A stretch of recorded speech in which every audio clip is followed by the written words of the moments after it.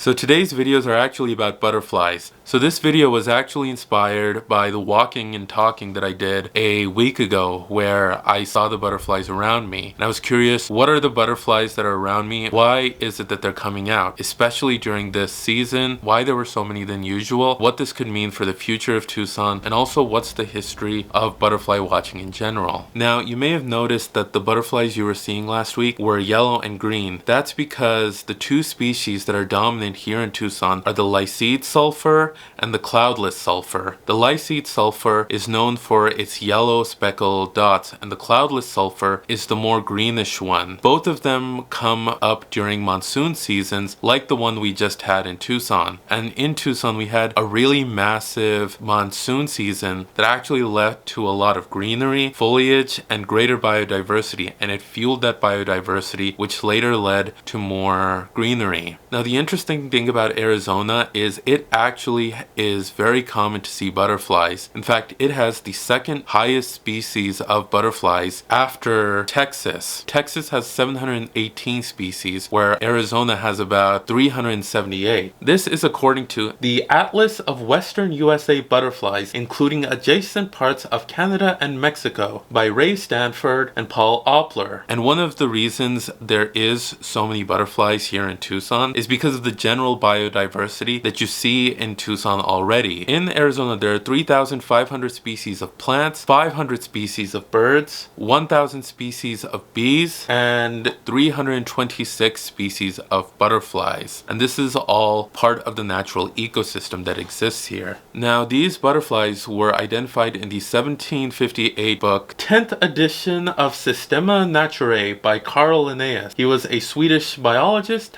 zoologist, taxonomist, and physician from the 18th century. But the thing that was interesting about this book is this is where you actually see the initial biological nomenclature that you see very common in the world today, and especially the nomenclature that you see in Latin. For example, a tiger is known as Panthera tigris, and elephants are known as Elephantus. And this is the Latin dictionary that is used for a lot of the identification of animals that are still used today, especially the animal groups and subgroups. Now, there was an interesting addition to layman science and species identification in the early 20th century. You had the advancement of binoculars as well as an increase in hobbies overall. Due to labor unions and people finding more hobbies with the free time they had from the 40-hour work week, people started taking on hobbies, and one of them was bird watching and later butterfly watching. And this led to the invention of the Peterson Identification System in 1934. And this system was what became common for lay people to be able to identify birds. And the Butterfly Guide was later released in 1951. Rather than being an identification source where it grouped things into animals, this was grouped into ways that you could identify something from a distance by its most distinguishing and obvious features, and then you could close in on its details. And this is what made it popular for bird watchers and butterfly watchers. In fact, it's still one of the leading resources that exists today for butterfly watching and for bird watching. Anyways, if you are enjoying this video, please like and subscribe, and also be sure to comment. And especially, I'd love to hear about your love of butterflies, what had you get interested in them, and any butterfly facts and stories that you found interesting that you would like to share for all the other viewers of this channel. Now, one of the things that I have been mentioning is that the butterflies that we see today in Tucson are a bit of an anomaly. We are seeing 80% more butterflies than we have in previous years, but a lot of this is due to global warming. For the last 40 or so years, we have been seeing a 1 to 2% yearly decrease in the amount of butterflies, but the excessive monsoon that we saw recently saw an incredible increase in the number of butterflies that we are seeing in Tucson right now. The reason for this is the rain is increasing the greenery here in Tucson. So you're seeing a lot more plants come out, more biodiversity, so that you have more insects overall